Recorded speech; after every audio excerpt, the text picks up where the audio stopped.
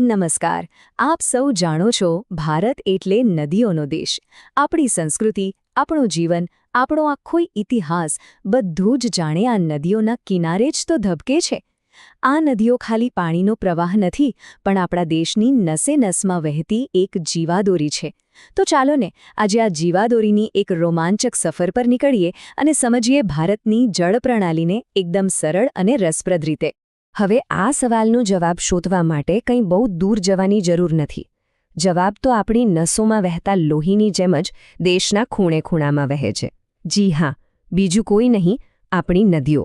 ભલે તે હિમાલયના બરફમાંથી જન્મ લેતી હોય કે પછી દક્ષિણના પ્રાચીન ઉચ્ચ પ્રદેશોમાંથી, એ જ્યાં જ્યાંથી પસાર થાય છે ત્યાં જીવન પાથરતી જાય છે. તો આ જળ પરિવાહ એટલે કે ડ્રેનેજ સિસ્ટમ આખરે છે શું? ચલો એ એકદમ સહેલી રીતે સમજીએ. જરા કલ્પના કરો કે એક મોટું ઝાડ છે. એ થઈ આપણી મુખ્ય નદી, અને એની ડાળીઓ, નાની મોટી ઉપડાળીઓ, એ બધી છે એની સહાયક નદીઓ. હવે આ આખું ઝાડ મળીને જમીનના જે વિસ્તારને ઘેરી લે છે, બસ એને જ આપણે નદી બેસીન કહીએ છીએ. જેને એકદમ સરળ.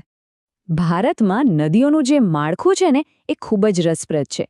ભૌગોલિક રચનાના આધારે આપણે દેશની તમામ નદીઓને મુખ્યત્વે બે મોટા જૂથોમાં વહેંચી શકીએ છીએ. ચાલો આ બંને જૂથોની ખાસિયતો શું છે એને જરા નજીકથી જાણીએ.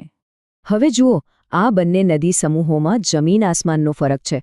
એક બાજુ છે હિમાલયની નદીઓ, જે બરફ પીગળવાથી બને છે, એટલે એમાં બારે માસ પાણી છલોછલ રહે છે.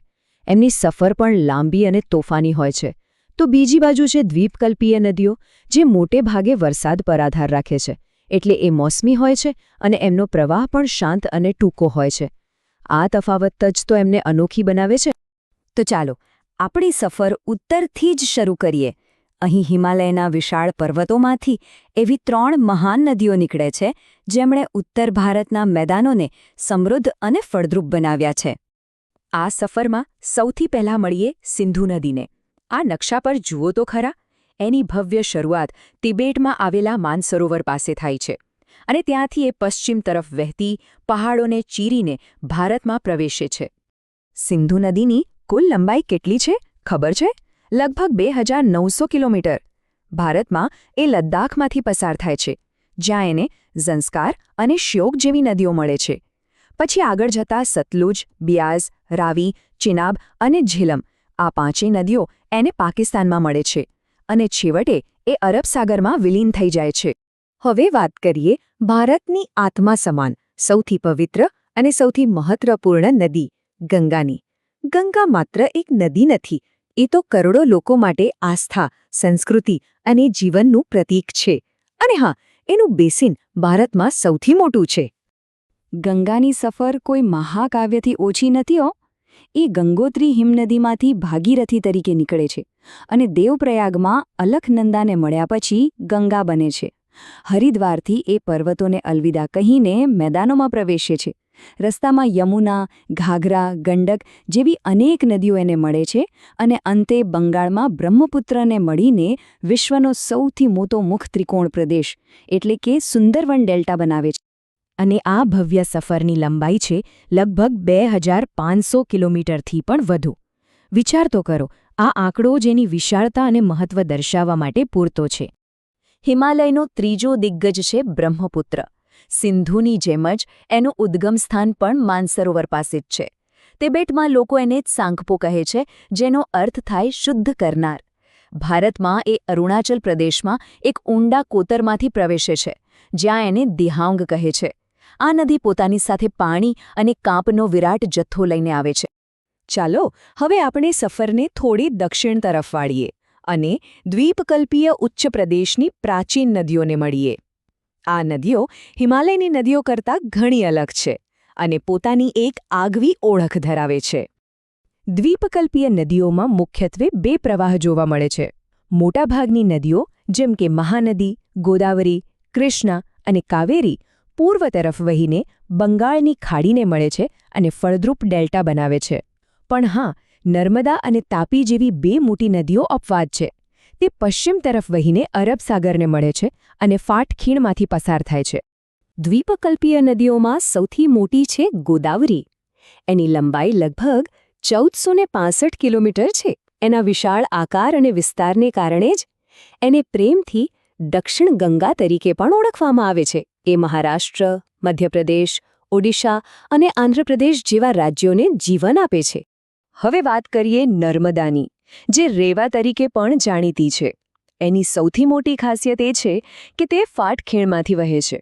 મધ્યપ્રદેશના અમરકંટક પાસેથી નીકળી એ પર્વતો વચ્ચેથી પોતાનો રસ્તો બનાવી પશ્ચિમ તરફ અરબ સાગરને મળે છે. જબલપુર પાસે સંગેમરમરના ખડકોમાં એ ધુઆંધાર ધોધ જેવું એટલું સુંદર દ્રશ્ય બનાવે છે ને કે બસ જોતા જ રહી જઈએ. ક્યારે એવો વિચાર આવ્યો છે કે નદી અને એની સહાયક નદીઓ મળીને જમીન પર કેવી રીતે અલગ અલગ ડિઝાઇન કે પેટર્ન બનાવતી હશે? આ પેટર્ન જમીનના ઢોળાવ અને ત્યાંના ખડકોની રચના પર આધાર રાખે છે. ચાલો એક નજર કરીએ. સૌથી સામાન્ય પેટર્ન છે વૃક્ષાકાર રચના, જેને ડેન્ડ્રેટિક પેટર્ન પણ કહે છે, જેમાં ચિત્રમાં સ્પષ્ટ દેખાય છે જ્યારે મુખ્ય નદી અને એની શાખાઓ જોડાય છે ત્યારે તે બિલકુલ એક ઝાડની ડાળીઓ જેવી રચના બનાવે છે. ઉત્તર ભારતના મેદાનોની મોટાભાગની નદીઓ આ જ સુંદર પેટર્ન બનાવે છે. આપણે નદીઓની ભૌગોલિક સફર તો જોઈ લીધી, પણ એમની અસલી કિંમત તો માનવ જીવન સાથેના તેમના અતૂટ જોડાણમાં છે.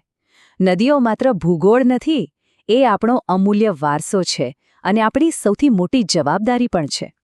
જરા આ ચાર્ટ પર નજર નાખો. પૃથ્વી પર જેટલું પણ પાણી છે એમાંથી 97% પાણી તો ખારું છે, જે સમુદ્રમાં છે. પીવાલાયક મીઠું પાણી માત્ર 3% જ છે અને એનો પણ મોટો ભાગ તો બરફ અને ભૂગર્ભમાં છે. આના પરથી જ સમજાઈ જાય છે કે નદીઓનું વહેતું પાણી આપણા માટે કેટલું બધું કિંમતી છે. આપણો દેશ એક કૃષિપ્રધાન દેશ છે. આપણી ખેતી, આપણા ઉદ્યોગો અને આપણું રોજિંદુ જીવન બધું જ નદીઓના પાણી પર નિર્ભર છે. નદીઓ વગર આર્થિક વિકાસની કલ્પના કરવી પણ અશક્ય છે. એ સાચા અર્થમાં દેશની વિકાસ યાત્રાની ધરી છે. પરંતુ એક કડવું સત્ય એ પણ છે કે આપણે જ આ જીવાદોરીને પ્રદૂષિત કરી રહ્યા છીએ. શહેરો અને ઉદ્યોગોનો કચરો સીધો નદીઓમાં ઠલવાય છે.